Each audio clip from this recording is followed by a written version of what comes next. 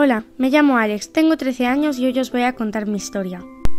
Para empezar, mi sueño siempre fue ir al espacio. Todos los de mi clase lo sabían, pero lo único que hacían los niños era reírse de mí y decirme: ¿te crees que podrás ir al espacio? Eso es cosa de niños, ninguna mujer ha ido al espacio nunca. La verdad es que no me molestaba que me dijeran eso, porque yo sabía que algún día llegaría a la luna. De pequeña jugaba cada tarde con mi padre. Jugábamos a que éramos astronautas y llegábamos a la luna. Él sabía lo mucho que quería cumplir mi sueño. De hecho, él mismo era quien me animaba a perseguirlo. Aquí empieza mi historia.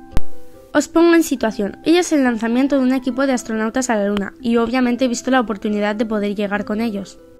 ¿Sabéis cómo? Bueno, pues este es el plan. Primero tendré que encontrar la manera de colarme en el cohete. Luego buscaré un traje espacial y cuando lo encuentre me lo pondré y me esconderé hasta que entre el equipo. Lo sé, no es una misión fácil, pero estoy segura de que lo podré conseguir.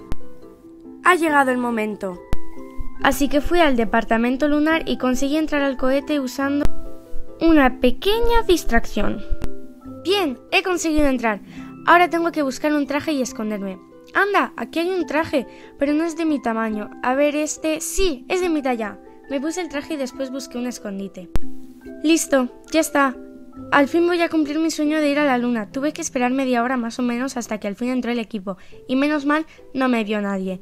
Esperé a que cerraran la nave definitivamente para salir de mi escondite y sentarme en un asiento. Así me verían y no me podrían echar. Tengo que salir y sentarme justo ahora.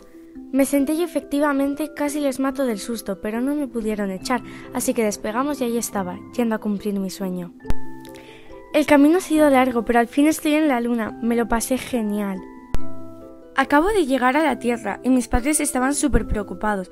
Adivinad qué, los niños que se reían de mí ahora quieren ser mis amigos. Estoy muy contenta. He podido cumplir mi sueño y lo que sé es que tú también puedes, siempre que te esfuerces para conseguirlo. Y esta es mi historia, lo sé, es un tanto extraña, pero ahora estoy estudiando para ser astronauta y no me arrepiento de nada.